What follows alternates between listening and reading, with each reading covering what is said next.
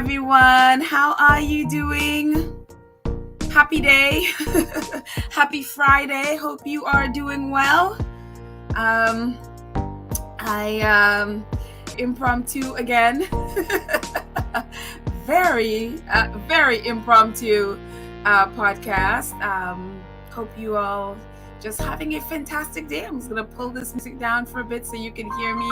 I'm assuming that it's incredibly loud at this moment, so I'm just gonna pull this down. And I always keep forgetting to put my phone off, and it always starts to ring when I'm doing a podcast.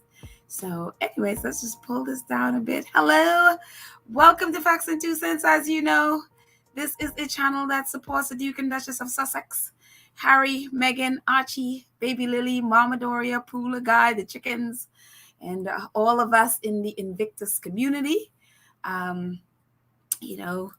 I think it's quite fabulous. Let me just put some cool background there. I think that's much nicer than the black background. Yeah, I think I like that better. Anyway, we are biased and petty, as you know. We are only here for our faves, and that is it. We are not here for the others, although we do talk about them. We'll talk about them a little bit today as well. But we are just here for our faves, so no trolling. So funny, I'm going through my many comments that I am backed up on, and I found some trolls, and I was like, oh, don't we say this all the time? You could come on here, but don't troll. Don't leave trolling messages. We'll just get rid of it and block you. So anyways, other than that, I'm so grateful for a very, very, very positive and very safe community. Thank you so much to our awesome moderators. I don't know if they're here. I know this is one of my very impromptu. Julia Rock, if you're still interested in moderating, I have you as a moderator. So if you I see you in the chat. So she's like, hi Scotties. Oh, Mia, happy to be back. So wherever you were, Julia, I'm happy you're back too. Hello, my friends. Let's see who else is here in the chat. So Julia, if you want to moderate for us, that would be awesome. No pressure. I know you're just back from wherever you went to. Let's see. Annie is here, and Cynthia, and Adrian, and let's see. Queen Aisha, Beautiful Earth.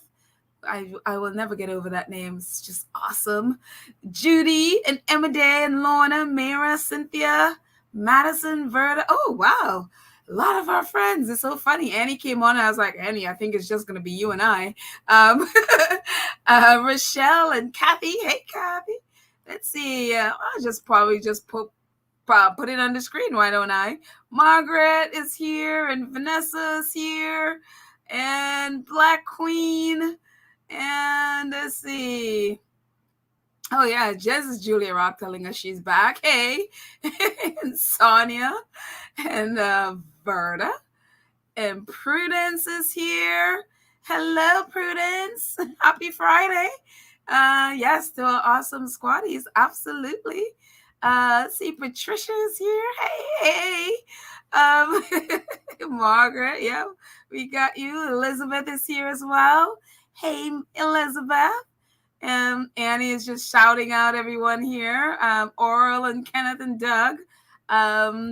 Let's see. So, hey, guys, welcome. Happy Friday again. I'm happy that, you can, I'm happy that you actually chose to be here today. Who knows? You could be doing anything on a Friday evening instead of hanging with someone who just jumped on and decided at the last minute. It's like, don't do a recording, just do a live. It's like, okay, let's do a live. This is Pedal, very impromptu in a lot of things. So Julia saying, yes, I love moderating. Sorry, I've not been here. Life has thrown me a few curveballs. I am so sorry, Julia. I know you were ill for a little bit, and so I am so sorry that about those curveballs. Those are not fun, I'm assuming. And no, I know when I'm throwing a curveball, that is not fun. And so I am very happy that you're here, and I'm very happy that you're back with us. So, and whatever those curveballs were thrown at you, I am so happy that you have hit a home run from those curveballs. And it's so funny you mentioned curveballs because guess what? Just guess what I saw on Invictus yesterday. Baseball. Talk about curveballs. It's so funny. Yes, I know a lot of stuff has been happening today, and we'll get to it. But I totally missed this yesterday from Invictus. I'm actually gonna make this a little bit bigger so that way you could see it a little bit better. Yeah, this is a little bit better. Here we go. Yeah. So I guess yesterday was the anniversary. And it's so wild. I completely forgot about this. But Invictus was like, who remembers last time MLB came to London? We sure do. It was great to partner on the London series in 2019. I'm like, wow, time flies. This was right after a couple months, I guess, after Archie was born. And MLB, Major League Baseball, was in London. And we remember these pictures, the top picture with Meghan and cousin Mookie. That was when I was introduced to a cousin Mookie. I didn't know about cousin Mookie before. And it was so wonderful. And Mookie was trying to explain to Meghan how they were related. And that was the cutest video. I wish I could play it without YouTube coming after me for copyright infringement or something. So I can't play it. So we just have to watch the picture. That's the picture at the top with when Mookie was a Red Sox. I think Mookie is now with the Dodgers, I think. I haven't been following baseball. I just kind of gotten really far away from baseball. But yeah. And then Meghan and Harry at the bottom in the Red Sox. Boston Red Sox dugout, and then in the Yankees dugout with little onesies for Archie. And it's so wild. It was such a beautiful time, just the experience actually, even though Harry and Meghan were going through so much. And I remember them walking out onto the field, and the picture in the middle is them on the field, I guess when they were throwing out the first ball, I guess. Oh, actually, I think they were doing the national anthem, and then I think they threw then someone, I guess, threw out the first ball and everything, if you know baseball. And I just, and that quote at the top left, where it says, you can't beat the person who never gives up. There is a picture of Harry and Meghan walking out of the, they're walking from the field, coming back through, I guess, through, I don't know, the walkway, I guess, of the stadium. And there was a lady walking right by them with her back, she was walking one way and they were coming towards the camera. And this quote was on the back of her t-shirt, just as Harry and Meghan were going by her. And I couldn't find the picture. And I was like, shoo. But this is the quote: you can't beat a person who never gives up. And that is so exactly Harry and Meghan. It's like, they have been talking about, Julia was talking about curveballs. They have been thrown, curveballs. They have been thrown at. They've been having balls thrown at their heads. Think of all the ways people get hit with a baseball during the game. They've been thrown, fastball, curveball. It just been everything thrown at them. And this quote was so amazing, and especially seeing how they were walking by the lady with, and if I find that picture, I'll have to post it on our community page or something. But it's just such a cool shot, and embodied who they were and who they are. You can't beat a person who never gives up. And I just love this so much. So I hope this inspires you, Julia. She was just saying that life has thrown her some curveballs, and I just hope this so yeah. Oh, I love that Julia says, and they have caught every ball. Yeah. Or they've taken a swing at that ball and hit it out of the park. Talk about hitting stuff out of the park. We saw that, just in today, and so we'll get to it in a second. But I'm just looking at looking at the chat, Just seeing what you guys are saying. Huh? What does she read? Internet gone over much Canada? Unbelievable. All day. Able to log on via another supplier. Hopefully I don't get disconnected. Hopefully I don't get disconnected. Oh, wait. Did you say like, you mean this is like all over Canada? You don't have the internet? That's wild. Oh my goodness. I wonder what's going on. You know, I wonder why that is. It's so weird. It's like there was a time in our life that we didn't have internet. What I mean, I know the younger generation today, they're like, what do you mean there was no internet? I can't relate because, they just are like, they can't relate to anything that's not online. So, but there was a time we didn't have this. What did we do? Rochelle is like, that Julia, that's Russia, aka Putin. Ooh, that's interesting. If Putin is behind you not having internet, that's very interesting. But anyways, moving on, talk about curveballs and winning and not being a person who does not give up. Well, actually, even before, we'll actually get to this one. We'll get to this one later. More Invictus stuff, but today, let's take this off.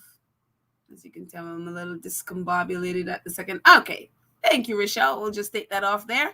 But today, so we've got some great news from Prince Harry with one of his many court cases against British tabloids and the British government and all of those things in the UK.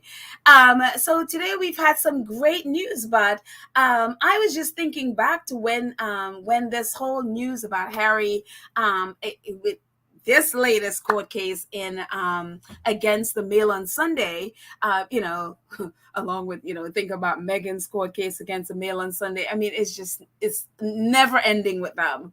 But just thinking back on where that court case started and how it got to be where it is. And it just, if you remember back, what was it, late January, I guess, in January when Prince Andrew had his, hello, you can see the picture on your right with Prince Andrew and his mess and his court case, and then Boris Johnson was going through all his mess, and we talked about this on several episodes about the UK press wanting to cover up for Prince Andrew and cover up for Boris Johnson, and basically using Harry and Meghan to do that. I mean, nobody knew about this review that Prince Harry was trying to do with the UK government. But just when the government and the royal family needed cover, what did they do? They leaked this information to the Daily Mail, and they leaked it specifically to Kate Manzi. And if you don't know who Kate Manzi is, she is an assistant editor at the Mail on Sunday. And so they leaked this stuff to her. And so she blasted this thing. I mean, she was having a great time with this. She did this big world exclusive. Prince Harry says, "Give me back my bodyguards," as he threatened to sue the British government. Read my story. And you can see, a link to her story at the bottom. And so that was kind of the first time we were hearing about this. Like, what? And, she goes on to, let's just make so that I can read it better. But she goes on, and she just had a whole ton of emails. I'm sorry, not emails, a whole ton of tweets about her exclusive. And you can look at the bottom. It says, when I approached them, after someone leaked this information to her, I could only imagine who leaked that information. But here's looking at you, Queen's private secretary. I don't know if it's him, but I'm still like, could it be Sir Edward Young? Could that have been you that leaked that information to Kate Manzi? Don't know, but I wouldn't put it past any of you. Of course, I have no proof of that, so I will say allegedly. Anyway, so she went on to tweet about, she says, when I approached them earlier today, Team Sussex did not comment. Several hours later, they issued a lengthy statement. And it's like, I don't know why you're approaching the Sussexes. Said they're not going to be talking to you. it was very clear. They said it twice, that they will not be engaging with you or your paper. So I don't know why you'd be approaching them for, about the story. But anyway, she said she approached them, and we know from as soon as that was leaked and that exclusive thing came out, Prince Harry issued this statement. He issued a statement explaining what it is he's doing. And of course, actually, let's just take our little scrolly thing away from there, so that we can see this better. Let's just get that. And oh, by the way, if you haven't subscribed and you're listening to us, just do what the little scrolly thing says. Please subscribe and click the notification bell so that you know when we drop videos. But we're going to hide it for a second so I can read this properly. Yeah, so this was Prince Harry's statement. We remember the statement from back in January when after that came out, and he released this. And part of that statement in highlight is what this whole big thing with the Mail on Sunday is about right now. Says, among other things, Prince Harry talking about the risk to him and his family, and because of it, who he is, and because of his service in Afghanistan and all of those things, and that he funds security right now, but it doesn't. When he goes to the UK, the security doesn't have access to information that they have there, and the security can't have weapons on them. So it says in the highlighted portion that the Duke first offered to pay personally for UK police protection for himself and his family in January of 2020 at Sandringham. That offer was dismissed. He remains willing to cover the cost of this of security as not to impose on the British taxpayer. As is widely known, others who have left public office, aka Prince Andrew, and have inherent threat risk receive police, protection, basically. I guess I accidentally chopped off part of that. But anyway, so this is what this whole big thing with the Daily Mail is about, this specific part about Prince Harry. I mean, I've never seen people make such a fuss about somebody wanting to pay their own way. It's like, no, you will not pay our way. We will pay for you so that we will have something to abuse you over, and it's just like we can have something to hold over your head. And so it's like a whole mess. I'm like, in the US, we've been like, sure, I am so happy we don't have to pay for you. Go ahead, pay for your own security. We don't relate to this mess, so but anyways, so that's what that whole thing was about. So she went on to say, when I approached them earlier, Team Sussex did not comment. Several hours later, they issued that lengthy statement that we just looked at, in which Harry confirms that he is seeking a judicial review.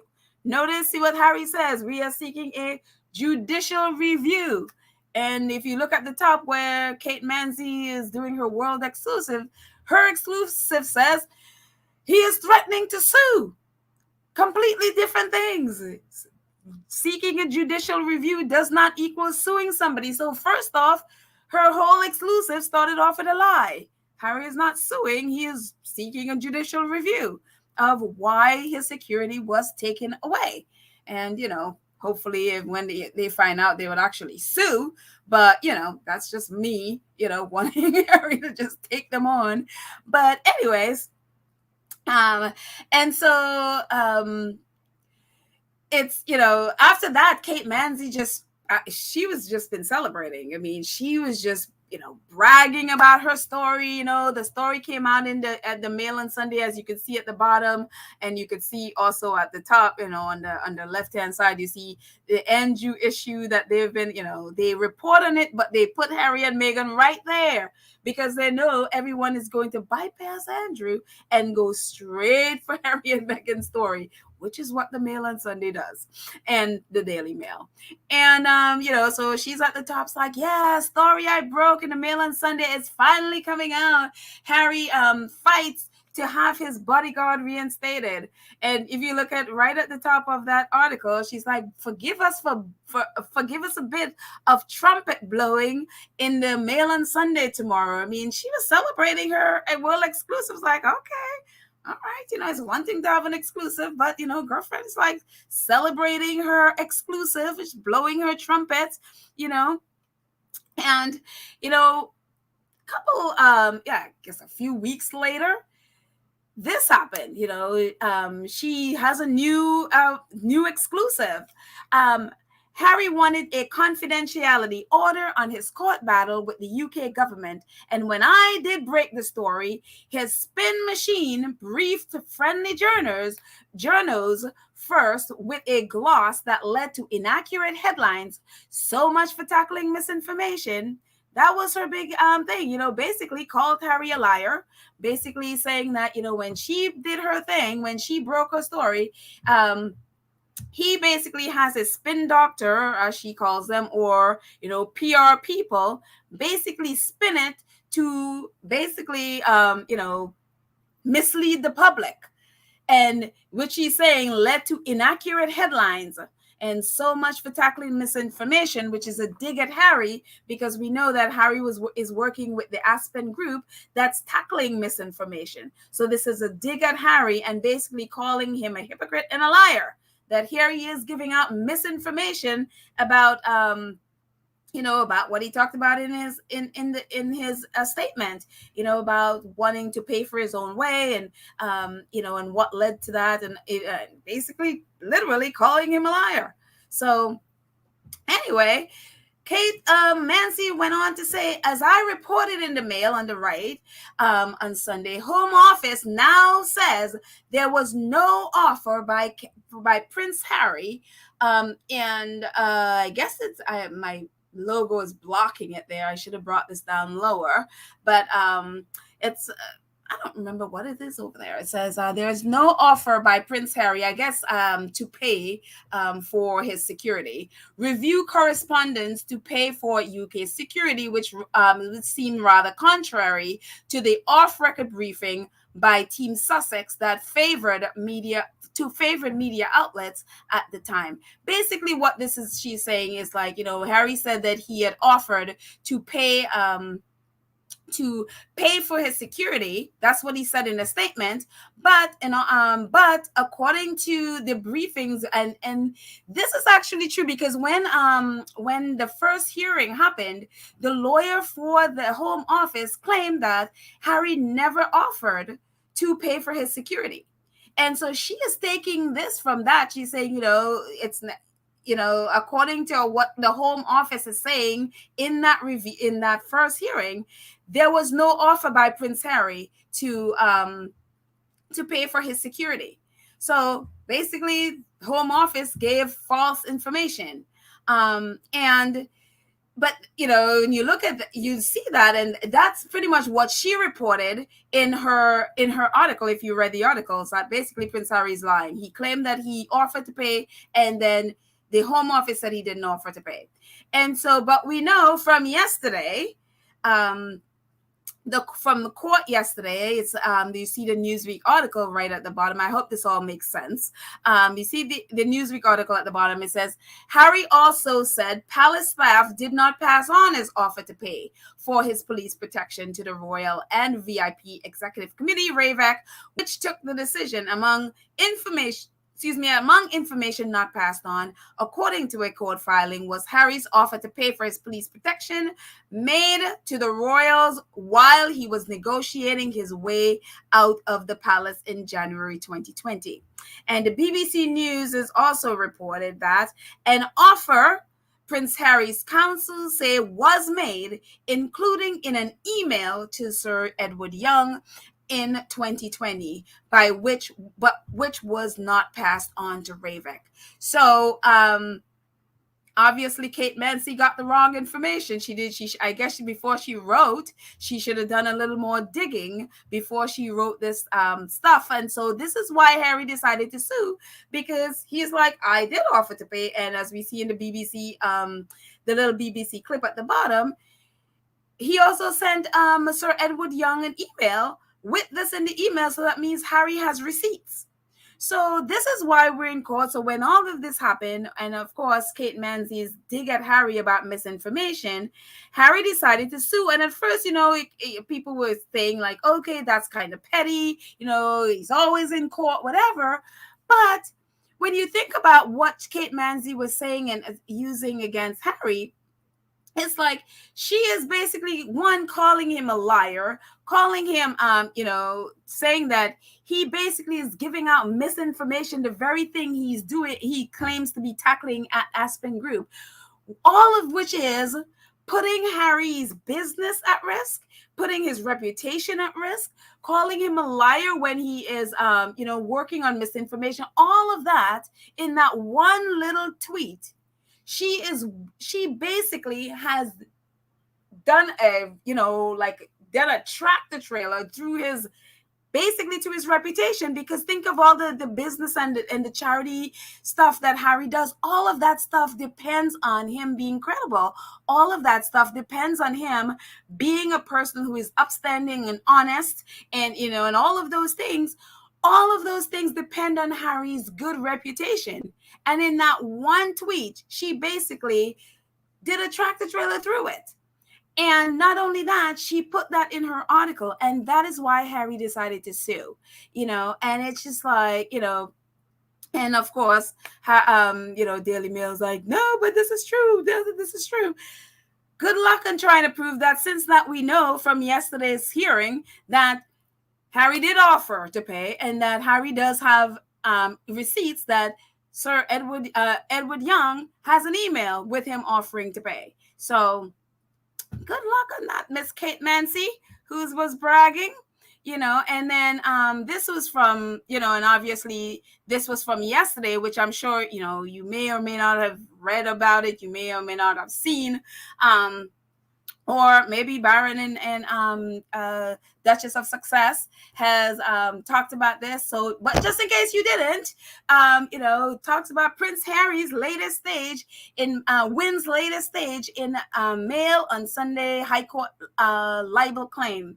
Prince Harry is suing Associated Limited A&L for libel over a February article about his legal battle with Home Office. His barrister said the stories falsely suggested he lied and cynically tried to manipulate public opinion. But A&L, obviously, Mail on Sunday, said it contained no hint of impropriety and it was not defamatory.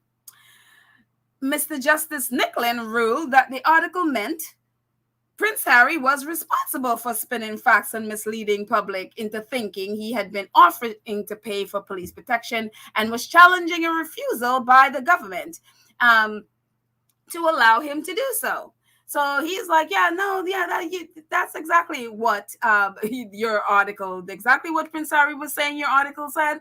That's exactly what your article said, He rejected, he rejected Prince Harry's claim that Prince Harry's legal team, that the article meant that he lied. So, which I don't really understand, because, if you're saying that, if they're saying that Prince Harry said that he paid and he didn't pay, so therefore he lied, then how is he reject the claim? I don't understand how he rejected the claim that the article meant that Prince Harry lied.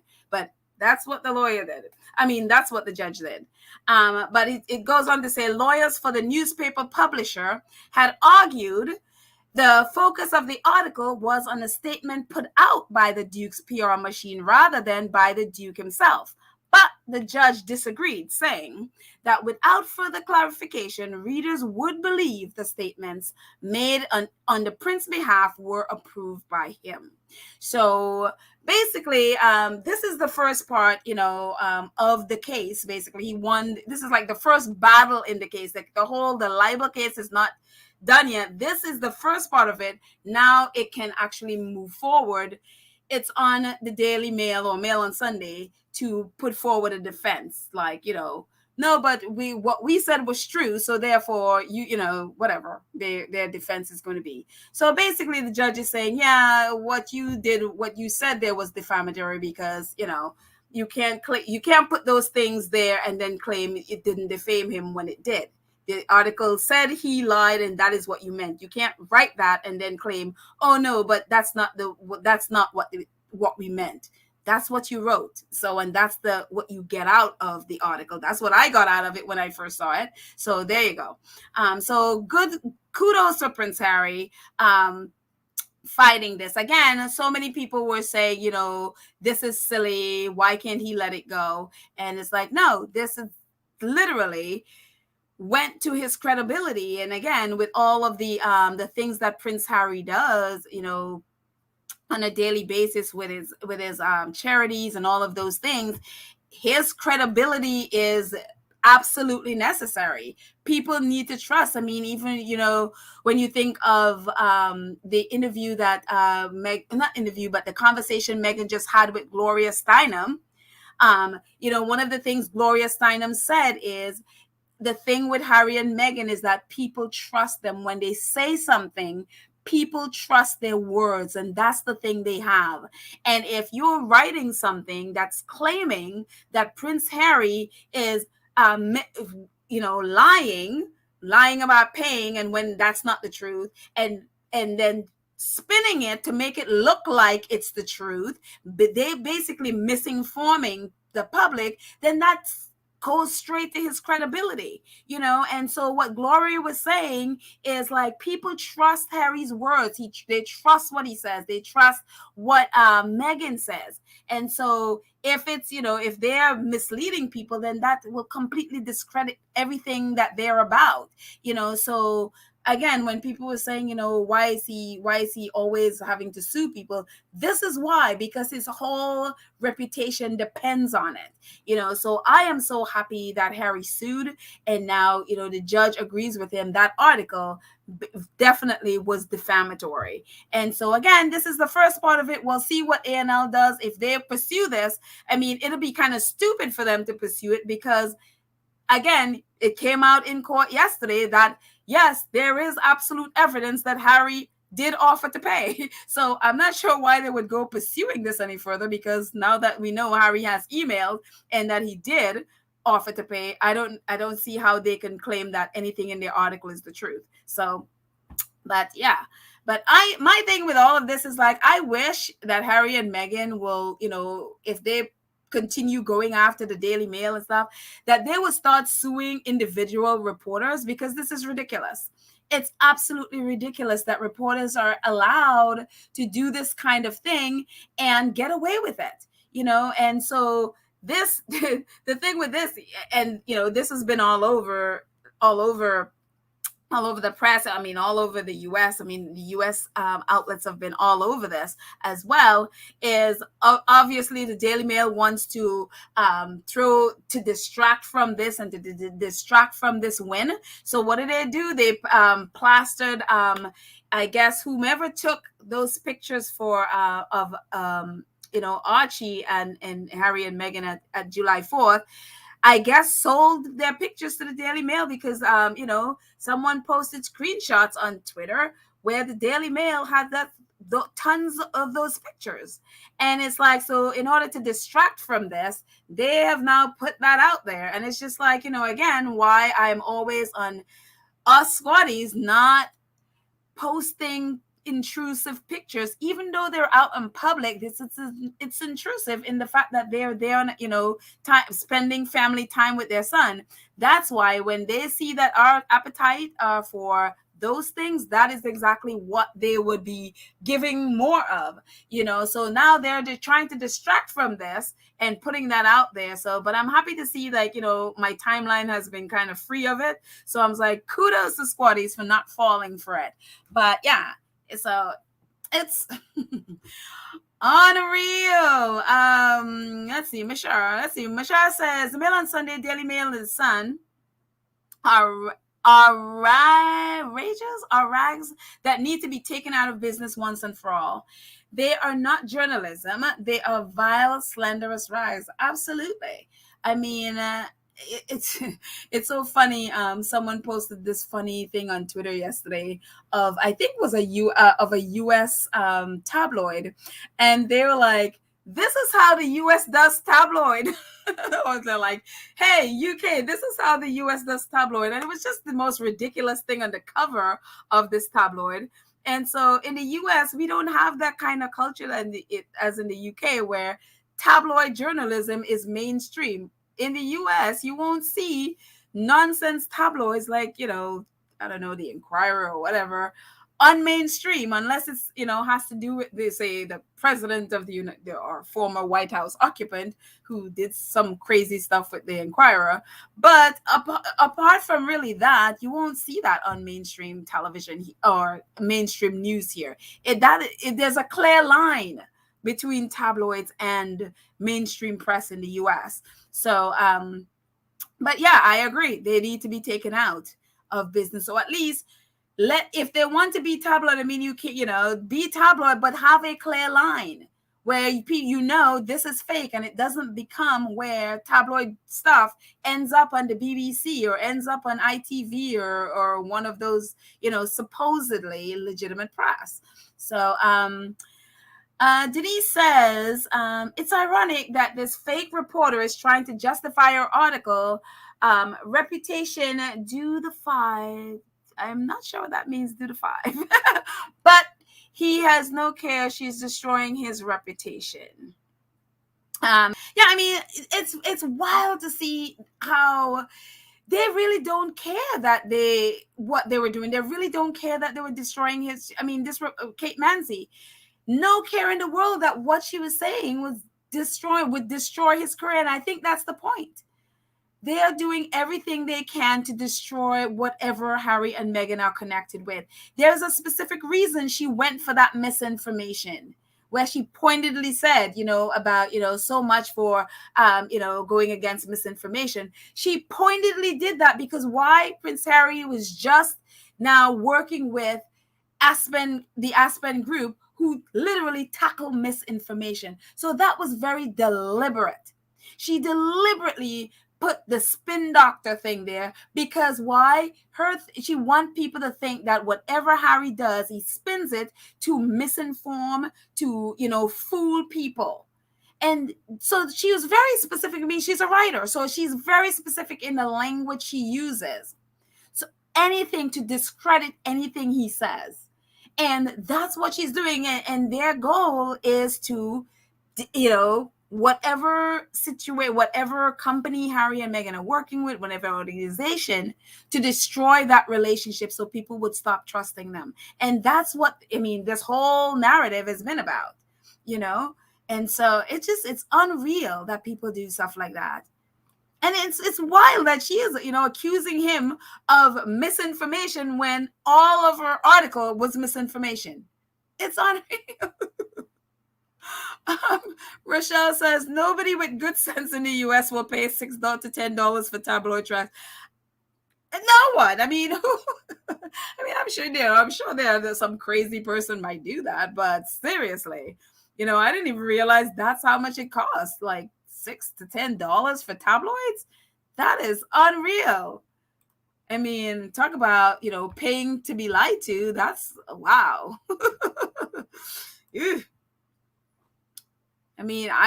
Even like one of them, and everybody says like it's not a tabloid, but I put it right on even People, it's not a bad tabloid in the sense of it goes attacking people and stuff, but for me it's all tabloid, it's all gossip, so I just lump them all in the same thing. And I'm like, I would not even pay I would never buy that, for one thing. Not a cent of my money would go into that. Cookies and Cream, hi Cookies and Cream, our awesome moderator, says, what's silly is that the Unroyal family and the racist thugs are colluding in a smear campaign against the Sussexes, particularly Meghan. Harry is done with that foul, racist hell pit of a monarchy. He has totally done. I just, it's funny to me. I was looking at this. Where is it? I'll come back to the other things I was talking about since you brought it up. But I was looking at this, just where we are today. Yes, I know Meghan has sued the Mail on Sunday before, and actually even Prince Charles back in the day had sued them, for, I guess, publishing his diary or something like that. They published something that, that he had said something about the government, and it was in a private letters or something, and they published it, and he won his lawsuit against them.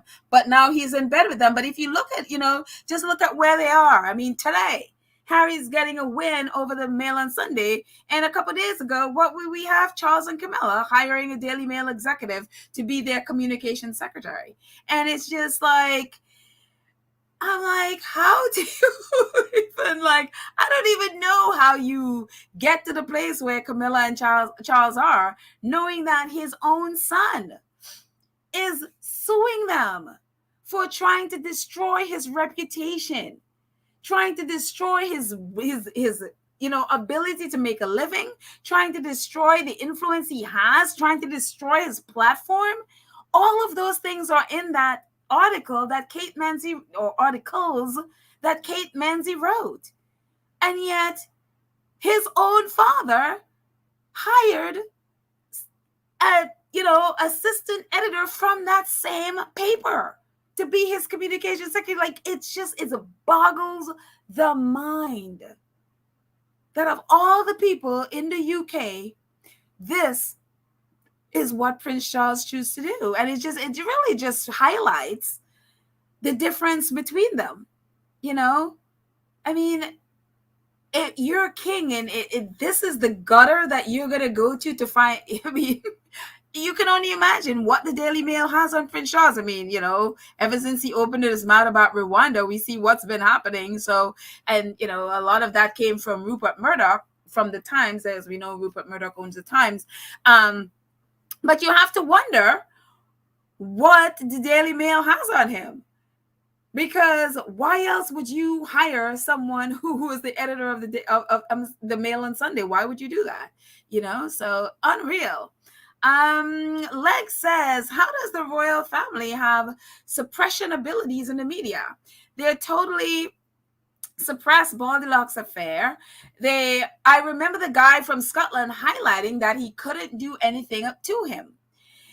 And, is what it is access. And Harry talked about it. It is what protection racket. It's a protection racket that's happening. We'll protect you. But you have to do what we say, basically. You have to leak on you have to leak on the other people that's below you. We have to basically throw them under a bus and give us stories about them, and we'll protect you, And so that, it just, and again, access, because why? People, royalists will buy royal stuff. They will buy articles of, maybe not so much anymore, but people buy. That means the papers make money off of the royals. So they will hide stories if they're making money. The moment they, stop making money, then you will see those stories popping out. But yeah, they make money off of the story, so they'll protect you as long as they're making money. So yeah, that's how they're able to do it. They have that, as we know, that invisible contract. So, Denise Marcus, Denise says, I say, because they have something on Charlie. Yeah, he's stuck with Lord Nappyhead and crew. I guess that was the Baron's thing with Lord Rothermere's hair. What is the deal with Lord Rothermere's hair anyway? Coming to think of it, I mean, there is a mixture in there. I don't know. I've never really looked at his family, so I don't really know. I know nothing about Lord Rothermere other than he owns the Daily Mail, and therefore he is not a good person. And we know that the Daily Mail, like his great grandfather, great grandfather, whatever, was very much into being a Nazi. He was very much a Nazi sympathizer. There are pictures with him and Hitler, and so we know that. But yeah, Lord Rothermere's hair is definitely question mark there. Very interesting. But anyways, moving away from Lord Rothermere's hair. Oh, Geraldine, you are so cute. I was just trying to click on Geraldine's. Where are you, Geraldine? Oh, dear Lord. Geraldine is so cute. Geraldine's like, I'm sorry I'm late. You're not late. You're right on time, Geraldine. The replay is always there. You can always just catch the beginning of our chat. So I'm just happy you're here. I'm happy you've joined us. Hi, Anne. Anne says Temple Charlie is allegedly more than gutter after his attitude to Meghan and baby Archie, yet not yet born. His skin color wicked. And again, we don't have a confirmation that it was Charles who was having issues and having concerns about Archie. Frankly, in my mind, is the other brother, allegedly, because, we don't have but judging from all the things we've seen, if I had to guess, as I always say, the other brother would be my guess. So, but that's a whole other thing there. Sonia says, hi, Sonia. Sonia says, the whole thing doesn't make sense to me, but it goes to show that Prince Charles is prepared to die on this hill. With the media. How sick is that? Yeah. I mean, even reporters and even people that normally support Prince Charles and support the monarchy, that hire, they've been scratching their heads about that hire. Nobody could understand why you would go in that direction, especially the Daily Mail. It's like, what? And again, especially Camilla, those editors in tabloids are some of her best friends. She have definitely cultivated those relationships, and her and Charles. Again, I always go back to when they were donating to Ukraine, and several organizations were doing fundraisers, and Camilla chose to give her substantial donation, according to the Daily Mail, to them. So it'd be very interesting to know all of what they have on Charles and Camilla. Valerie says Charles is desperate to be king, but he will not enjoy it, and he will not be king for long if he makes it. I mean, I'm hoping the monarchy is abolished like yesterday, but that's just me. But yeah, I mean, he is going to be king with all that stuff hanging over his head, and they're just sort of drip, piecemealing it out and drip, drip, drip. And it's like, I don't even know how you live like that. I mean, I don't even get being that desperate for something, knowing that every step of the way, some more of my, skeletons will be falling out of the closet. I mean, I don't know how you do that. Absolutely don't know how you do it. And also knowing that your son, again, this same paper is trying to destroy your life of your son. So that tells us everything we need to know about Prince Charles. He does not care about Harry. He does not care about Harry, does not care about his life and his reputation ruined, because I guess he feels that, that will benefit him. So yeah, it's unreal to me. Yeah. So anyways, let's see. Let's go back to what we were talking about.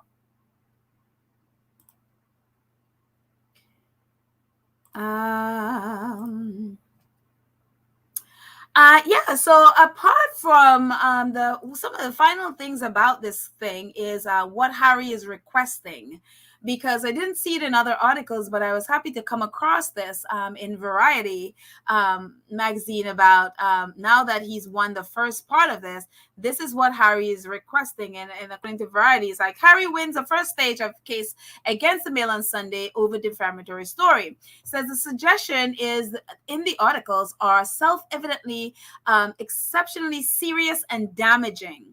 The lawsuit continues, constituting an attack on his honesty and integrity, and undermine his fitness to be involved both in charitable and philanthropic work in general, and in efforts to tackle online misinformation, in particular through the Archwell Foundation. And we know that, again, through Archwell, he's doing the work with Aspen Group. He has requested aggravated damages for libel, an injunction barring the Mail on Sunday from republishing the claims, and an order to compel the Mail on Sunday to publish its judgment. So again, as we were talking about earlier, yeah, all of this stuff, this lawsuit, what Kate Manzi did was literally, I mean, even her tweets was saying exactly that. Even if she didn't write the article, just the things that she was tweeting out was doing exactly this to Harry, where it was an attack, as he says, it was an attack on his honesty, attack on his integrity, and it was there to undermine his fitness to be involved in both charitable and philanthropic work in general, and tackling online misinformation. Think about the work he does with Better Up and how much trust is a part of that. When you're dealing with when you're dealing with coaching other people, and you are the chief, what is it? All of a sudden I forgot his title, but that there's a trust level that's there that you have to have in order to be effective to do any of those things. And this one article just, again, took a tractor through that. And so, I mean, the speed to which Harry, went about doing this libel suit against the Mail on Sunday was incredible. That came out and right away it was like because that was how urgent that was. And so I'm glad he is requesting what he is requesting. Again, it says he has requested aggravated damages for libel, an injunction barring Mail on Sunday from republishing the claims, and the order to compel the Mail on Sunday to publish its judgment. We know they don't like to do that, as when they had to do it for Meghan and they tried to hide it and Sussex Squad made sure the world knew that they lost and Meghan won. So if they try to do the same thing with this, we will be right there to make sure that the world knows about it, because we know that they will do it. So I'm glad that he is going after them, because if they don't bar the Mail on Sunday from ever publishing those claims, they will pound those claims and pound those claims and pound those claims, because the goal of it is to destroy his reputation. That is what they're doing. So I'm glad they're on that, making sure and asking for that the Mail on Sunday don't republish that, so. And one of the things that came out of this, again, are the people who are behind Harry's other court case, as we know, that was going on yesterday when it came out. The people who, the members of the royal household who were part of Ravek. Ravek is a group, that secretive group that took away Harry's security. And of course, I mean, we've done a couple of episodes about Ravek, about this group. So we're not surprised to know that, in my mind, I was thinking was William and Charles, and they could very well be part of that group, and we don't know, but we know their people are. We know their people are. When we talked about this, I was thinking that, I was envisioning William and Charles in those meetings, but instead of them, their people, their private secretaries were there. So it's an essential, it's basically that they were there if they sent their people to be part of that, And in an article, I think this is Independent, I think. My little thingy is blocking where this little blurb came from. It says, Harry's lawyers quoted a Home Office filing, which reads, as to the participation in Ravek decision making in February 2020, the membership of Ravek at the time that included the private secretary of the Queen, which we see on the right, Sir Edward Young. He's the private secretary of the Queen. The assistant private secretary to Her Majesty the Queen, that is Thomas Lane Barker. That's the gentleman in the middle. He was the Queen assistant private secretary until, he actually left this year. He was there from 2018 to 2022. As we see, both him and Edward Young was basically started around when Meghan started being there. In 2018, Meghan, was married, and the year before, while I guess she was engaged, Sir Edward Young started his role as the Queen's private secretary.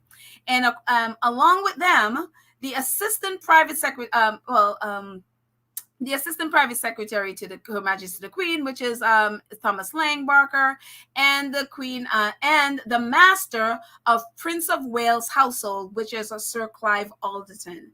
And it's so funny because there was an article, I think earlier this week, someone posted a screenshot of an article of a royal reporter talking about Clive Alderton, that he was strategically placed and sitting in the aisle row in the back of Harry and Meghan when they were at that Thanksgiving service when they went for the Jubilee.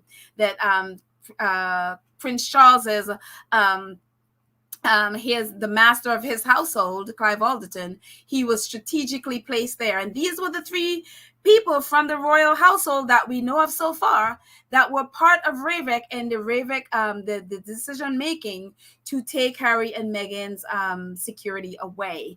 And one of, we know that from Harry's filing is he's like, it is completely inappropriate for these people to be part of Ravik. We also know from yesterday from court that Harry, first of all, he didn't know about Ravik. And then when he asked about it, he was told by the royal household that Ravik is completely independent, that it was independent of the royal family. And so you can imagine Harry's shocked to find out not only was it not independent, but that three of the most senior people in the royal household, the Queen's private secretary and assistant, and Prince Charles as head of household, are part of the decision making. And especially when he has a horrible relationship with Sir Edward Young. As we know, with Sir Edward Young, was the one who blocked Harry from seeing the Queen when she invited him to come and talk about when they were leaving. And then they leaked to the press that somehow Harry blindsided the Queen, when it was Edward Young who, as we saw yesterday, Scobie wrote that article, Edward Young went out of his way to block Harry and Meghan from seeing the Queen. And then they leaked that Harry and Meghan blindsided the Queen. These people are horrendous. And so I am thinking, this goes so much beyond Harry. And I think, and I could be very wrong, but I believe that Harry is going to go further with this. I believe Harry knows that his mother did not just give up her security, that these people took his security. And I will never be convinced otherwise unless Harry himself say that I'm not going to go after finding out how his mother loses security. And I would not be surprised if Harry is going to push and push and push until he finds out exactly who was responsible for taking Princess Diana's security away from her. Because as we all know, the narrative is that she gave it up. And they're all like, well, if she didn't give up her security, she'd be alive today. As we are seeing with what these people have done to Harry, that I don't believe that a mother with two young children would give up her security. I don't believe that. I would never believe that. And as we are seeing, what these men have done, and the thing about it too, is that Prince Charles, Harry's father, this is the head of household. This is the Queen's head of households that were a part of this. These people knew. And that's why I'm like, Harry, I know you love your grandma, but are you sure? Are you sure? And the only way I can reconcile this with Harry's love for his grandma and that he wouldn't give up his grandmother is that the Queen has no say in this. Because if you know how Edward Young got there, is the former private secretary was basically kicked out by Prince Charles. Him and I think Andrew teamed up to get rid of, I think his name was Lord Geit, I think his name was. I could be, you can correct me if I'm wrong. But they teamed up to push him out and put Edward Young in. So I think even though Edward Young is the private secretary to the Queen, I don't believe the Queen has the power to remove him. I don't believe that the Queen has any power or and we could say yes, because look at what she's doing with Andrew, and that she's been protecting Andrew. Again, as I said yesterday, protecting Andrew means protecting the monarchy. They're all protecting Andrew, because if they don't protect Andrew, they will all fall. Andrew knows too much, so they have to protect him. So it can come across as the Queen protecting Andrew, but no, the monarchy is protecting Andrew. Because if Andrew goes down, they go down. And so for me, And again, I go back to what Harry said to Oprah when Oprah was asking, well, she's the queen. Can't she just do? And Harry was like, no, because Oprah was like, well, can't she just do what she wants? And Harry was like, not really. She has advisors. The queen can't just do what she wants. They use the queen's name. They use her. They hide behind the queen. And so they just use her as proxy for whatever it is, like the queen feels this and the queen thinks this. They use her. And I don't believe she has a say in removing Edward Young. I believe he answers to Prince Charles, and that's why he is still in that position. And that's, for me, is where it's just so sick. And so when Harry refused to even mention his name to Hoda, him and the other brother, I understand why. And maybe, they felt, they were in the UK, so Prince Charles is there. It'll be kind of weird. He's the grandfather to meet the kids. And we saw what Prince Charles did. He met the kids, and what did he do? Promptly, when he needed cover, when he needed people to, a shield, he put babies in front of him to take abuse, to hide behind. And that is the wretchedness of Prince Charles. So it just, for me, this is just sick. This is utterly, utterly sick that a father would do that. Again, as somebody says, he's a sperm donor. He is definitely not a father. So, put him and Thomas Markle in the same boat. So honestly, unreal.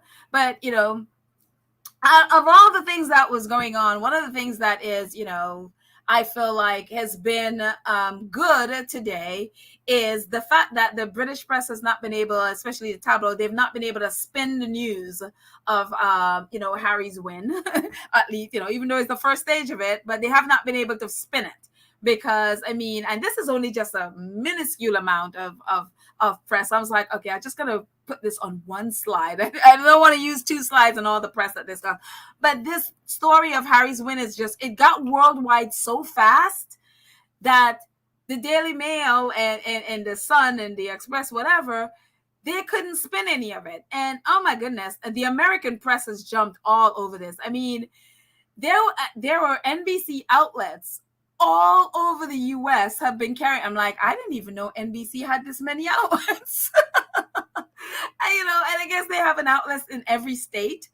And so they've been all over this, and, and them and other outlets and CNN. But this is, it's like you could see at the top, Arab News France, or, but it just went worldwide so fast that they have not been able to spin anything. So they pretty much kind of just left the story as is, and then move on to distracting with, pictures of baby Archie and or big boy Archie, I should say.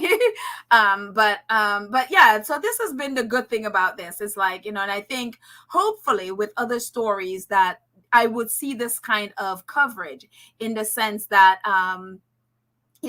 they don't give the tabloids an opportunity to spin stuff.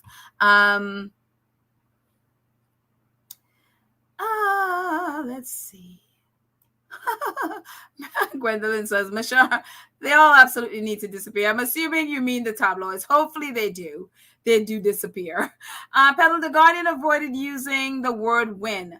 There are some outlets I've seen refusing to use it. I guess, in a way, probably because it's the first step in it, but it is a win. If the Daily Mail had won this first step, that would have been blasted around. Honestly, I saw a screenshot of one of A&L papers that actually talked about that said that Harry won the first step, which was like, okay, at least they're admitting it. Again, it went worldwide so fast they couldn't spin it. So some of the UK press is a little bit weird for me. It's like, what is wrong with y'all? But yeah, a win is a win. It's a big war, but this is one of the battles, and he just won this battle. So yeah.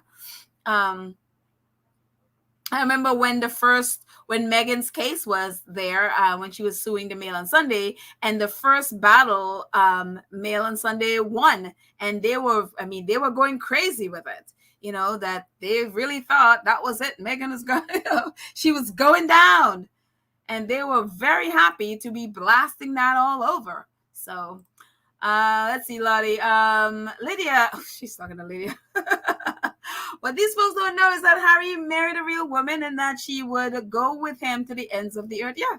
I mean, I guess they were doing what they were doing, hoping that they would break up that relationship. And, so far, so good. You just keep praying for them that they continue in the way they've been going, So, yeah. Cookies and Cream says, I know that Harry is blinded by the love for his grandmother. I hope one day he wakes up and realizes that she's also complicit in all this mess. Prince Tampon is beyond any hope for redemption. I mean, at 70, whatever age he is, that, at that age, people are set in their ways. And, one would think at that age, people, you would be in a situation to be like, okay, I'm 70 something years old. I should be, being an example. I should be thinking in terms of the monarchy going forward and, turning in a new direction, trying to incorporate new things. Except he just took it back 10 steps with hiring Daily Mail editor. And it's just like, again, even people who support the monarchy have been scratching their heads over this one because nobody can understand where he's going. And again, what do they have on him? That's the key. What they have on him. And Gordy Gregg, or however he says his name, I think he was a former editor at the Daily Mail, was the person that recommended the person that they hired. And so, again, Gordy Gregg and Ghislaine Maxwell and Prince Andrew. Actually, Gordy Gregg, I don't even know how to pronounce his last name. But apparently, he is the son of one of the courtiers at the palace. And I was like, what? And yeah, apparently, his father is a courtier. No, I don't know. I have to go research that one. And I was like, oh my Lord. And that's the same Gordy Gregg who was the editor at the Mail on Sunday. Well, actually, I think he worked at the Mail on Sunday and also the Daily Mail. So it's unreal. It's absolutely unreal. It's a whole cesspool of things. Let's see. I'm just scrolling up. Miss Mad Wisdom. Hello, Mad Wisdom. I hadn't seen this name before. I'm happy you're here. Says the royal family wanted to heat hundreds of empty room off the back of the poor. Yeah, they did. And it's like, why do you have these empty rooms? And why is it, why are they there when people need homes and all of that stuff? Yeah. Again, we know this. The royal family, they don't care. They really just don't care. And I don't know when people are going to understand that they are not here for you. They are here for themselves. They're really not here for you. Definitely not for the people of the UK. Michelle says, Andrew is toast once E2 dies. Some way they will put him out of sight if Chucky becomes king. I don't know, Michelle. It could be, but I think Andrew knows too much. And I think Andrew respects his mother and wouldn't do some things because, it might upset her. But I don't think Andrew, I don't think, obviously, I don't think he likes Prince Charles. Actually, Prince Charles's siblings are not fond of him at all, especially Prince Edward after what he did to Prince Edward, recently and in the past, what he did to Prince Edward. They do not like Prince Charles. So I think and I could be wrong, but I think, once the Queen passes, I think all gloves are off with Prince Andrew. And again, Prince Andrew knows a lot. So if I were Prince Charles, I would be very careful. I would be very, very, very careful with that. Um, Lydia says, come on with it, pedal. His love blinds him. In the words of Oprah, is the queen or not? You know, you're so right, Lydia. I mean, his love does blind him, and again, love tends to do that, especially when it's an elderly person. I know. I grew up with my grandmother, so I understand the connection with grandma. I'm very blunt, and if my grandmother, did what we think the queen has done, I would have a hard time with that. I would have a hard time looking at her with respect. But again, I still have to go back to what he said when she asked him, well, can't the queen do what she wants? And he said, not exactly. And so that gets, and for me, Harry and Meghan was saying things about that, but not really saying what they were actually saying. And what I got out of that is that the queen doesn't have any power. The power is with Charles. And so I think Harry knows that. And I think that may be why there's still that, respect and love there, because he knows a lot of that stuff is not from the queen. For me personally, I think maybe it's been quite a while, maybe years, that Prince Charles has actually been running this stuff. And again, they've been using her as proxy. Someone donated to let's find you. Where are you in the chat? And say thank you. Oh, where are you? Here we go. Lydia, you are already a member. Oh, thank you for the super sticker. Oh, you are so crazy, Lydia. Lydia's already a 2 cents crew squatty, a member, and she's still donating. Thank you so much. I appreciate it so much. Your support always. Look at let's see. Church Nelly, you're here. I didn't see you. Our other awesome moderator. And she's like, and that's also why her family is a horrible mess, Michelle. Just talking to Michelle. Yes, the royal family is a mess, if that's what you're talking about. Yes, they are. Lex says, I still feel for Baldylocks. I still feel that Baldylocks is getting off. I want people to know about his 4 homes, Baldylocks, Karen, moment, affair, separation rumors, leaking to the press to sink Meghan's case. He is a slime. The thing is, Legs, the British press will not report this stuff. They really just won't. And again, it's the protection racket. Because for them, especially with Prince William, he's the future king and they want access. They know that people still buy royal family nonsense. They know that there's a part of the US still buys that stuff that are into, and they know that. That's why they just hired an American to run their communication, to be their communication secretary, the NBC guy. That contract with the press is even stronger, I think, with William, because they look at him as the future. They're never going to report this stuff. They are going to hide it and hide it and hide it until they cannot make money off of them, and then they'll start leaking the stuff. You see sometimes when Prince William go offside, then you see the press come at him about something and leak something. That's to sort of put him back on side. You see that they're doing the same thing with Prince Charles. They're not going to talk about his 4 homes. The only people who are going to do that is the squad. We're the only people that's been tweeting and talking about this. And maybe Omid will talk about it, at some point. But especially the affair, separation, all of those things. No, they're not going to talk about that.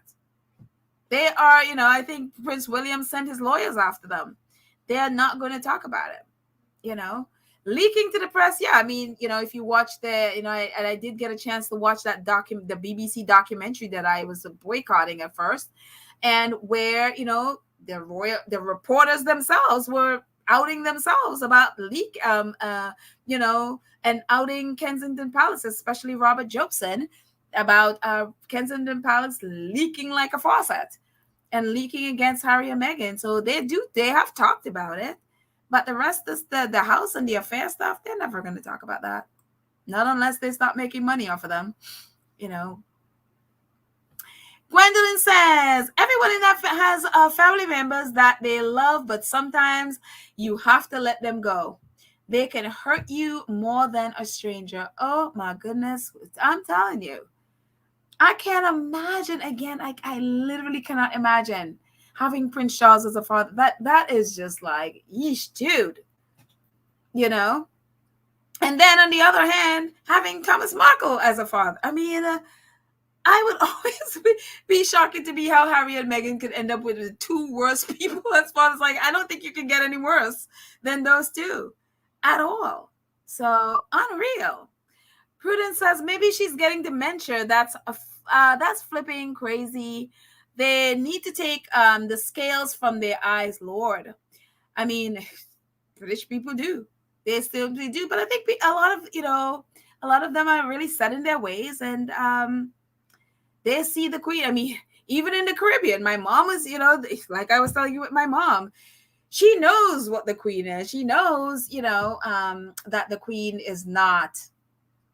That she hasn't really done anything for the Caribbean, nothing. She knows that, it's all smokes and mirrors, but she still loves the Queen. Don't ask. I don't know. There's just something about it, and I think it's the same thing. People know it's a scam, but they're just used to the idea of them being there, and they're used to the idea of the Queen being there. And, I mean, you saw me side-eyeing my own parents for that nonsense. So, especially my dad singing God Save the Queen, like, dude, really? So, I think he's repented of that now. So, my poor father. Dara, hello, Dara. Dara says, hi, everyone. Queen and country broke trust with Harry. When he deals with his family, he is dealing with his grandmother. They know this, and that is what scares them. Let me read that again so I understand it. Everyone, Queen and country broke trust with Harry. When he deals with his family, he's dealing with his grandmother. They know this, and that's what scares them.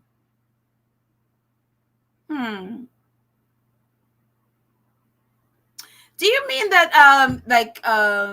the other members of the royal family and say the press and stuff, they get scared when Harry is dealing with the Queen? I'm not sure I quite understand what you're saying, Dara. So maybe if you can elaborate a little bit and let me know. So I really want to understand what you're saying, but I'm not sure I understand who you're saying that is scared. Is it their other family when Harry is dealing with, like when he said that when he went back, he wants to make sure that, she has the right people around her? Is that what you mean? Like the other family members are scared that he is dealing with the Queen? Let me know. I'd love to understand. Let's see. Who else?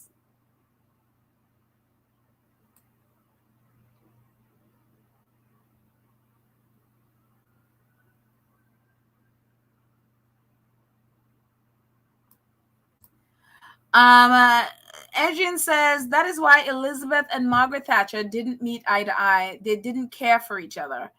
Oh my gosh. I mean, I didn't know much about their relationship, but what did I think it was the Crown that I saw.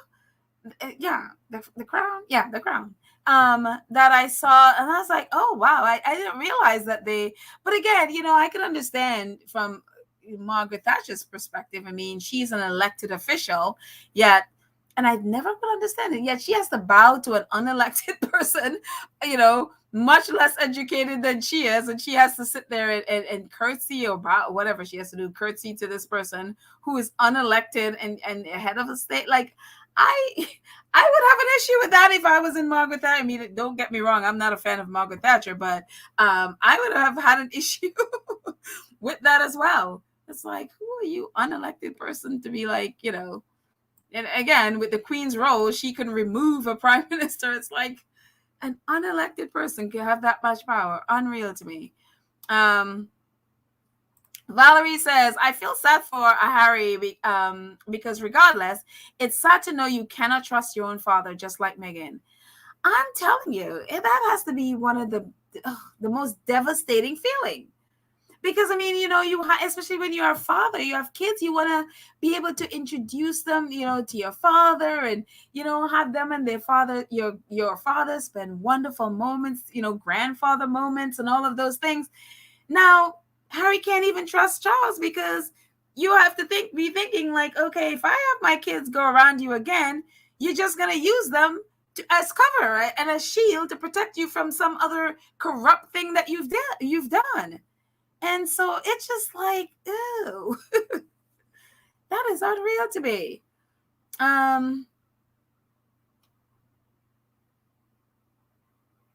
Unreal. Harry does not put his guard down with his family because he's learned about them the hard way. Yeah, he's definitely learned about it. I mean, the guy has been thrown under the bus enough times. So by his family, and walked over and used as a shield for so many times. So yeah, but I think I'm actually talking too much. Why don't I'm gonna just put this in the chat. You guys, I would love to hear somebody else's opinion. I'm just talking too much. I'm just gonna put the link in the chat if you want to call in, just for 2 minutes and share. Here we go.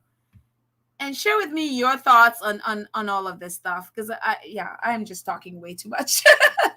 So link is in the chat. Call me and share with us what your thoughts are about this case, about anything that we've talked about. I'd love to hear your thoughts for 2 minutes, and share with us. Call me.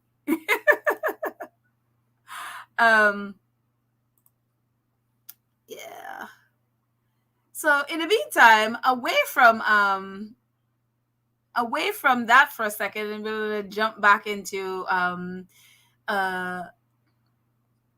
let's see. Oh, maybe we should wait a couple of seconds to see if anybody calls in and say hi. Don't be shy. Please call in. I'm just going to get some water for a second.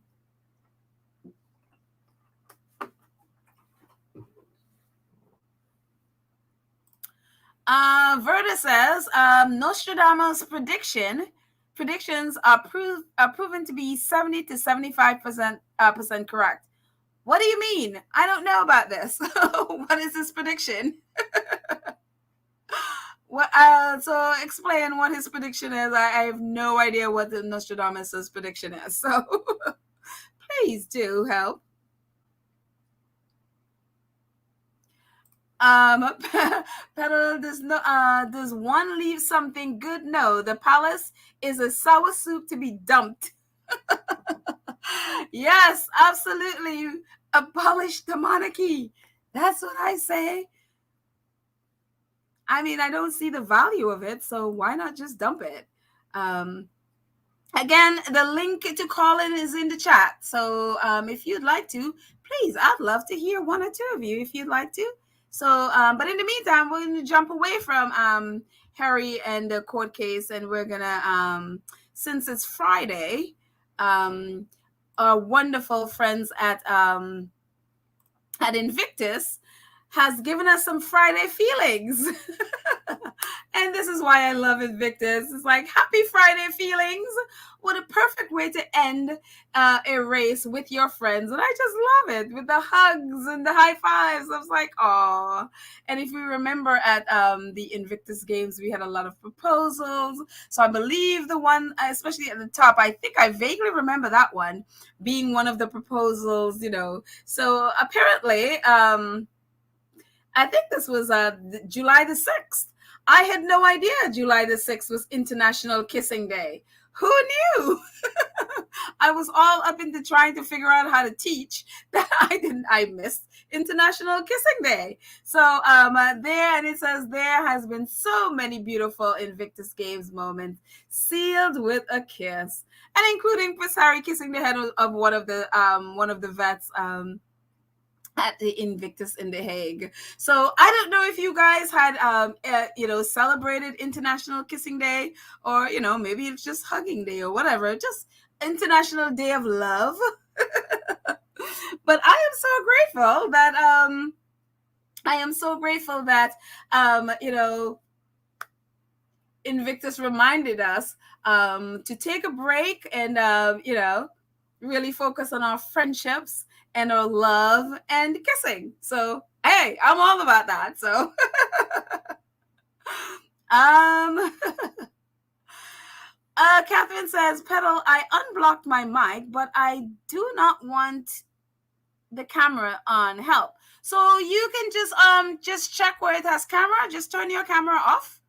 So turn your mic on and turn the camera off, and then just click on that link and you can come on in and share. Catherine, I'd love to hear from you. So yeah, so just click on the camera where the camera is, just click on it and it should go off. And yeah, so hopefully you will see that and be able to do that and call in. Let's see. Oh, wait, someone had mentioned Nostradamus. Diane explaining Nostradamus. Okay, Nostradamus predicted well, but had no idea a mumbling duchess with buttons fetish would come on the scene. Also, Miss Rose making Billy pregnant. Huh? Okay, I am even more lost. Like, what? I am so lost. I have no idea what you're talking about. Rose making Billy pregnant. I mean, the only thing I can figure with that, I mean, I saw a picture of Prince William with his tummy, and I'm like, what is happening there? Somebody's eating a little bit too much, something, drinking a little bit too much beer or something. Not sure why that is. I always thought he was in shape, and that's what I always thought. Not sure how that happened, but that's the only thing I can think of. But this is very interesting. Okay. Catherine, are you coming, Catherine Bird? I hope you log on. I'd love to hear from you. Oh, you guys are funny. I love it. Cookies and Cream says the Twilight Zone has nothing on the royal family. The shenanigans of those people are out of this world. Yes. It is definitely out of this world, the craziness of the royal family. But anyways, and so, but that's all I gotta share on this. Yesterday, I'm so sorry, I was trying to share and I think I have them on this file. Hold on one second. Hang on. I was trying to share about my trip to Wyoming and I couldn't upload it because it was too big. So on this, I'm going to have to upload the others.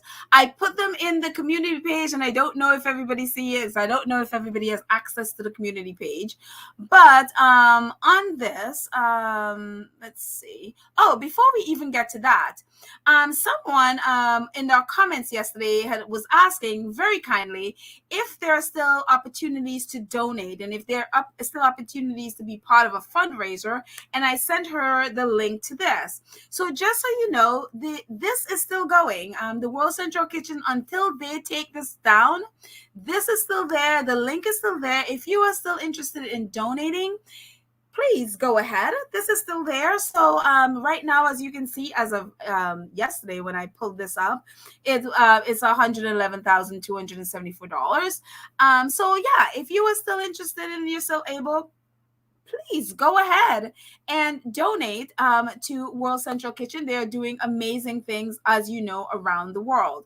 So including they were in Illinois a few days ago, for July 4th. We know what happened in Illinois with the killings there. They were there, encouraging the community and, serving food to the community, just as they did in Uvalde, Texas, when that happened in Uvalde. So they were also in Illinois, in that community, embracing that community with food. So again, they are doing amazing things around the world. So please, if you are interested in donating, I'm sure they would most, absolutely appreciate it. So thank you, Squatty, who asked about it. And I sent the link. The link will be in the show notes. It's in every show notes of every podcast we do. So and after this is done, it'll be in the show notes as well. So you can definitely take advantage of that. So anyways, Okay, so part of what I wanted to share, I was sharing yesterday about my trip. We were talking about Wyoming and the Sussexes in Wyoming, and I was telling you guys that I was there performing for the veterans community out there because they have an incredible veterans community, and so they invited us to come and perform a play called A Piece of My Heart, which is about 6 women who volunteered in Vietnam during the war. And so it was an incredible opportunity to serve the veterans out there. Their community is amazing. Again, so this is the Sheridan Press did a little write up about us. The play is called A Piece of My Heart. It was at the YO Theater, which is on Main Street in Sheridan, Wyoming, and that's me second from the right, and my other friends, Ashley, Larissa, and Caitlin, and I there. And this is us on stage. I asked the stage manager to give him my phone to take pictures, and he took the worst. It's like the worst camera a person ever and took the worst pictures. But this is us on stage performing. The picture at the bottom they were all veterans and families who were there. And when I was sharing about one of the vets there, his nephew the week earlier had committed suicide. This was the top back. In the bottom left right picture, we were doing a top back, and that's when he shared. It was the most oh my God, I would never forget that. It was the most amazing and painful things I had heard. And so this is also part of us, the play, A Piece of My Heart. And it's just the most incredible. And again, so many Americans don't know that women were in Vietnam. It's the most amazing thing, that the majority of people don't know that. And so this is Shirley Lauro. There's a book called A Piece of My Heart that features 26 women. The playwright to that book took the stories from that book and took different parts of each person's life and created this play with 6 women. And so one character could tell about 3-4 different vet stories. I happen to play a woman, her name is Steele, who is alive today. She's 96 years old now, and she's she was the first Army intelligence African American Army intelligence officer in the war. That's what she did in Vietnam, and so it was such an honor to be able to serve the vets out there. So that's one of the things I wanted to share yesterday, and it wouldn't load. So and then I'm going to share. So give me 1 second. Let's just remove this. Hang on 1 second. It is, and I'm going to upload the other thing that I shared on. I put it on on our community page, but I don't know if you guys saw it. So I know a few people did, but I know a lot of people don't have access to our community page. So while this is loading, I am just going to jump into chat and so I can, because I promised I was going to share it, just to give you, if you've never been to Wyoming, it is an amazing place, a beautiful place. And, so, and I had although I and one of the Black person that I saw was there. The people there were wonderful, and they treated us really, really well, and they were so welcoming and wonderful. And they were all cowboys. It was awesome to be like hanging out with a bunch of cowboys. So yeah, let's see who's talking in the chat. R. Smith says the family is lazy. A member of the family should be degreed in specialties like PR, accounting, etc., and installed in the various offices to be the eyes and the ears of that family. They're too lazy. That would be, it would be. Other than really Prince Charles, that at least he's done stuff, and he went to, what did Prince Charles graduate? I think he went to Harvard or one of those. The rest of them, I know Prince William went to college, but he hasn't really done anything with whatever degree he came out with. So it's like, I don't know. So Jaku says, "Oh, pedal, that's such a cool story. Thanks for sharing." Oh, thank you, Jaku. Yeah, it's the veterans community, and again, if I see Harry in Wyoming more often, I wouldn't be surprised because the veterans community there is amazing. Yeah. Um. Oh yeah, here we go. So this is what I put on the community. Let's just take this off. Thank you, Jacuz. So this is Wyoming. When we were there, we were staying literally. This was at the top of a mountain. We were staying at a honest to God log cabin. It was the most amazingly beautiful thing. I'm not going to show it for privacy's sake. I don't think they'd appreciate me showing their home. But our host, who he was amazing, and this is. I literally took this picture standing on their porch, I guess you call it, looking out at the mountains in front of me, and it was amazing. So when we got there, it was, obviously not snow, but then we had snow you see the pictures on the left, and that's what it looks like when snow falls and the fog is starting. It literally covers everything, and everything is a white. It's like it completely whites out it was the most like shocking thing to come from seeing beautiful mountains in front of you, and then it snowed, and then it's just everything in front of you is white. It was unreal. And so it was just the most beautiful, clean. I mean, if you come from New York, and to just the air is just so nice and clean, it's just like, wow. Maybe I should do some tourism for Wyoming or something. But the top pictures is when I just arrived. This is what I saw, the cows and stuff. It's just wide open country. It is amazing. And this is, just some shots and we were driving, and when the snow came. But it's unreal, this place. And it's just everything's just so natural and clean, and ooh. And that's, again, that the first thing, because we came in late that day, and then the next morning, the sun on the left is the first thing I saw. It's like outside the window. I was like, oh, I gotta take a picture. That was the first thing I saw. And then I don't know if you've ever seen a deer jump a fence, but our host was like, he was just like, calling for us really fast. He's like, I want you to see the deer jump a fence. And you would think the deer would take a running, go on a run and then jump. Nope, the deer comes right up to the fence and then just literally springs over. It's the most hilarious thing you'll ever see. It's like a deer jumping the fence. But yeah, it's just, and they were so tame because they just come into the yard because he said that they never have to worry about him hurting them. So they just feel fine. They just jump the fence and come over, graze and do whatever they need to do, and then they leave. He just like they're friends that they just come and visit him. So, and this is one of those bars in I don't remember if this was in Sheridan or where we went, but it's one of those things that I always think of as like a honky tonk place where you literally did just bring their instruments and play, and just about all of the people in there are vets.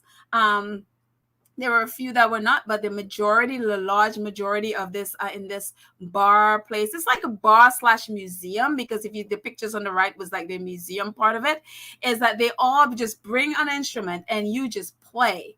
And it is amazing. And the love and the camaraderie, again, veterans, the majority of them were veterans. And it's just, I'm telling you, I wanted to stay. It was hard to leave. It was really hard to leave. And I think it was just the love that they had for each other. So, yeah, it just, ooh. And then some of them actually came and saw us perform. When we performed at the YO. We also performed at a school for the play at a school for the local government. Well, we didn't know when we were performing. We didn't know that we were performing for vets, and we didn't know that there were senators and stuff like that there. And a lot of them, again, were vets. And so it was unreal. It was amazing. And this is us. This is wide open Wyoming. Us going. That's me holding that beautiful horse. And this is us going hiking. And one of these rocks, I climbed one of the rocks, definitely not as high as those, and I did exactly what they said not to do when you climb. I looked down, when I got up, and then I started screaming because I couldn't come down. I froze and I was screaming, and they finally got me down, and it's something I would never do again. So that was my rock climbing experience. The great thing is that we were, some of the people that a couple of the people that were with us there, they were rock climbers, and they've climbed all of those rocks. It was amazing the gear that they have. Actually, the jacket that I'm wearing was one of theirs. They gave me the jacket because I didn't know it was going to be that cold, and so they gave me one of their jackets. And this is that little dog. I'm sorry I'm going on about this, but I just love Wyoming. This little dog, Daisy. Daisy helped me to love dogs again. I was bitten as a child by our dog, a Doberman dog, and I was so afraid of dogs. And so I met Daisy, is our host dog, and she would always just come and stay by me. And so I would start giving her little treats, and eventually she started just eating the treats from my hand. And then after a while, that's where she would eat. I would put, whatever she wants to eat, I would put it in the palm of my hand, and she would just come and eat it from my hand. And that's what helped me to start be trusting dogs again and not be afraid of them. And so I would always remember little Daisy. It's the littlest little dog. And she was so loving and so much like, oh my gosh. So yeah, I hope to see Daisy again someday. It's a wonderful, wonderful dog. So yeah. And this is one of our squatties was in the chat. She told me she was in Sheridan, and there's a place, I think she said it's called the Ritz, that sold all of these kind of things. And it says the Queen had visited that place, I think, as well, and bought some and I think this is the same place. It's the most amazing place if you're a cowboy and or anything you want to know or buy, it's in here. Memorabilia, and I think it's the same place, but it's an amazing, amazing place. And this is, I think, the final photo of it. But this was a little bit, I just wanted to, just in case you've never been to Wyoming, you got a little bit of taste of Wyoming. It is a beautiful, beautiful, beautiful place to be. So, yeah. So that's my little Wyoming spiel. So go visit. I definitely think I should be doing some tourism for Wyoming. Darlene says, wow, beautiful, awesome pedal. Thank you, Darlene. But thank you guys so much for indulging me and hanging out with me with another impromptu time. I am so grateful to have friends to hang out with on a Friday night. I was just gonna crash. And so I am so happy that I was able to get on here and do this. Let's see. Oh, Lorna. Let's see what Lorna says before we say goodnight. It says, the royal family taking degrees in art history so that they can value up art. But courses in communication, accounting, and public relations are beyond them. Obviously. Obviously. So, yeah. They can get some very valuable art in whatever way they get them. BJ says, you live to tell the adventure, pedal. Yes, I did. Thank you. Yes, I did.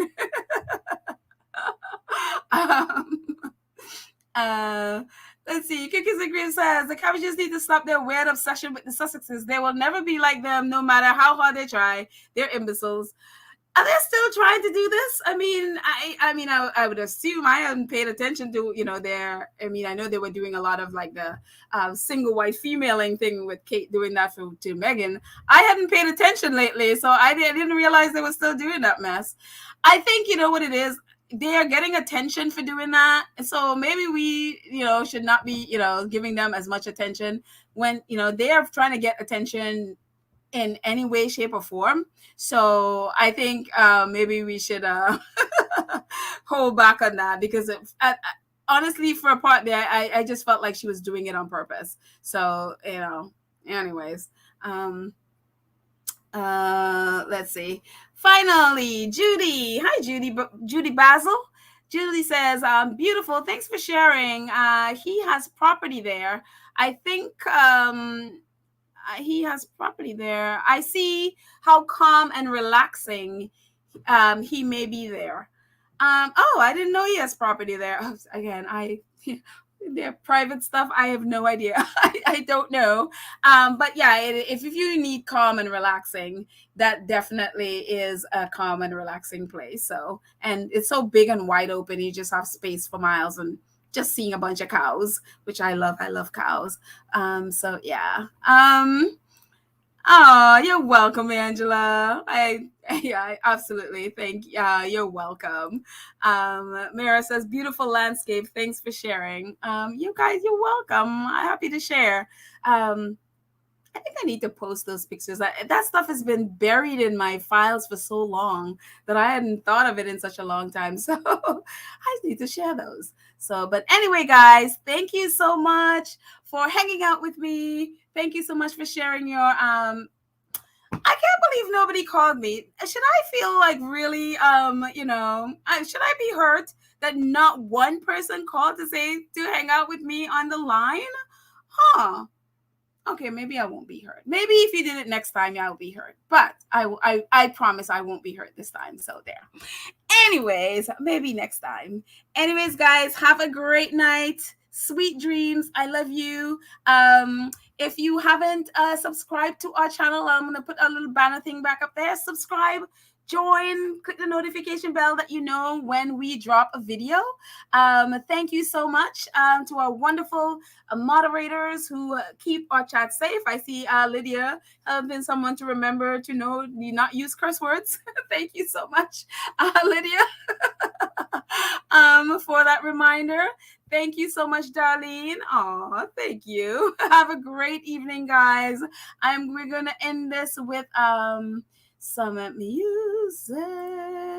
Oh, and I forgot to do my transition music. Next time, I will remember next time. So in the meantime, we do some inner space to head on out of here. Sweet dreams, everybody.